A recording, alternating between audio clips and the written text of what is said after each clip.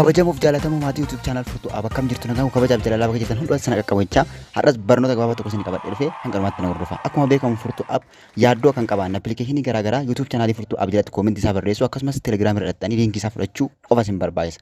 Happiin akka isiniif qabadhee dhufee happii amma argaa jirtan kanaadha. Happiin kun wanta gurguddaa 5 of keessaa qaba. Keessumaa gara dhumaarraa waan inni baay'ee barbaachisaa ta'eef tokko isinitti hima. Inni tokkoffaan tiraansileetarii qaba. Waan tokko gaafii ta'ee wanta screenshot goone yoo appii kana fuuldura qabne kallattiin immediately gara afaan barbaannetti nuuf hiika. Kun faayidaa appii kanaa isa jalqabaati. Fakkeenyaaf fuula kitaaba kanaa gara afaan Oromootti tiraansileet godhee jira jechuudha.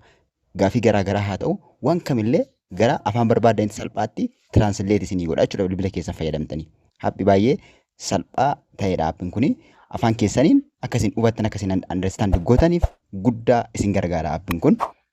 Appiin kun inni lammaffaan faayidaan appii kanaa barreeffama argine kana fuula kanarra kan jiru kana completely gara tekstiitti nu jijjiira. Completely gara tekstiitti nu jijjiira. Bakka T kapitaaliin jiru jira. T kapitaalii sana click gaafa goonu select godha. Sana booda jala isaatti copy tekstiidha. Copy goonee gara tekstiitti jijjiiruu ni dandeenya. Kun faayidaa appii kanaa isa lammaffaati. Isa lammaffaa faayidaa appii kanaati. Guutummaatti select nu godhee gara tekstiitti copy goone copy tekstii kan jedhu click goone tekstiitti jijjiiruu dandeenya. Inni sadaffaan appiin kun waan nuti itti galchine kam illee haa ta'u fakkeenyaaf fuula kitaaba kanaa gaafa itti galche search godhee bakka jiru Google irra barbaadee naa fida. Bakka fuulli kitaaba kanaa iddoo itti maxxanfame hunduma isaatii barbaadeeti fida. Waan biraallee yoo ta'e sanuma jechuudha. Maateriyaalii garaagaraa bituu yoo barbaadde waan garaagaraatiif. Inni sadaffaaf inni faayidaa guddaa qabu hoomworkiidha. Hoomworkii. Appiin kun gaafii hoomworkii isiniif kenname hoomworkii barsiisan isiniif kenne hoomworkii gaafii qabdan sana qofa select gootanii yookiin immoo screenshot gootanii fuuldura qabu qofa isinirraa barbaada.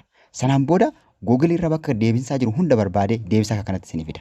Argitanii akka kanatti the answer is 9 jedhee guutummaatti dabalee bakka gaafiin kun jiru hundumayyuu YouTube dabalatee bakka gaafiin kun itti barreeffamee jiru hunduma isaa walitti qabee bakka tokkotti isinii fida. No YouTube kanarratti barsiifameera jedhee fida jechuudha. Salphaatti gaafii hoomworkii isiniif kenname salphaatti otoo humaayyuu namaan naa hojjedhu jettanii dhiphitiin bilbila keessan gadi baastanii salphaatti hojjechuu dandeessu akka kanatti deebisaa fida. Appii kana argachuudhaaf gara Play Store bilbila keessanii seentu. Play Store irra seentanii bakka search irratti bakka searchiitti Google Lens jettanii barreessitu. Bakka searchiitti Google Lens jettanii barreessitu. Google Lens jettanii barreessitu. Appii baay'ee salphaa ta'edha. Storage xiqqoo qabata. Baay'ee appii baay'ee isin gargaarudha. Fayyadamuu qabduun isin jedha. Lammaffaarra kan jiru kana jechuudha. Bakka icon yookiin xiyyi jirtu kana kan jiru. Ani buufadhee waan jiruuf open naan jedha. Irratti click goonee ilaallu. Isin install gootanii bilbila keessanitti gadi buustu. Storage guddaa isiniif hin qabatu. Faayidaa guddaa isiniif hojjeta. Itti gargaaramaa. Biroota keessan birootiifis share godhaa. Like subscribe gochuus hin dagatinaa. Maatii YouTube channel furtuu app ta'aa isiniin jennaa nagaan nu tura.